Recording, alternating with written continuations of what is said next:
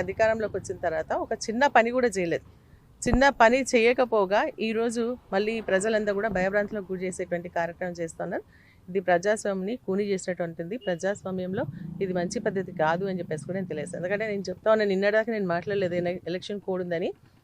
నేను రంగంపేట అనే గ్రామానికి వెళ్ళినప్పుడు కావాలని నేను ప్రచారానికి వెళ్తున్నప్పుడు 3 గంటల నుంచి కాంగ్రెస్ పార్టీకి సంబంధించిన వాళ్ళు జీపీ దగ్గర మేము ఏదైతే రూట్లో ప్రయాణిస్తున్నామో ఎంట్రన్స్లోనే అడ్డుకోవడానికి ప్రయత్నం చేస్తూ మేము నడుచుకుంటూ పోతుంటే కూడా మాకు క్యాండిడేట్ అయినటువంటి స్వర్ణలతకు సంబంధించి నూకితే దుబ్బితే పాపం కాలుకి చిటికన వెళ్ళి కూడా దెబ్బ తాకింది.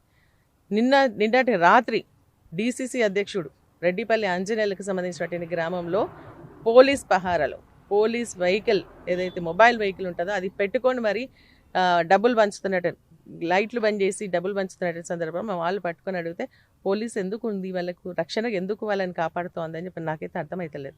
స్థానిక సంస్థ ఎన్నికలు ఇవి, ప్రజల్ని వాళ్ళు ఇష్టం వచ్చినట్టుగా ఓట్లు వేసుకొని ఇవ్వాలి, కానీ డబ్బులు పంచుతూ ఇది చేయడం. తర్వాత పోలీసులు వచ్చిన మళ్ళీ మేము మాట్లాడిన తర్వాత పోలీసులు వచ్చిన తర్వాత ఒక ఇంట్లో ఉన్నటువంటి ఆ దొంగ మెల్లగా పారిపోతా ఉన్నాడు అప్పుడు. సో ఇది మంచి పద్ధతి అని చెప్పేసి నేను అడుగుతా ఉన్నాను. ఇదే కాదు, మా రంగంపేటకి సంబంధించి మా టెంట్లన్నీ తీసేస్తాం, మా జెడ్పీటీసీ ఇంట్లో ఒకతే ఉంటే వెళ్ళి మరి కెమెరా పెట్టుకొని మొత్తం ఇల్లంతా సోదా చేస్తూ ఒక జెడ్పీటీసీ ఒక డీసీఎంఎస్ వైస్ చైర్మన్ మీరు లిక్కర్ అమ్ముతున్నారంట అని చెప్పేసి అంటారా? అంటే అంత నీచంగా కనిపిస్తున్నారా మీకు ప్రజాప్రతినిధులు అంటే, మాజీ ప్రజాప్రతినిధులు అంటే అని చెప్పేసి నేను అడుగుతాను.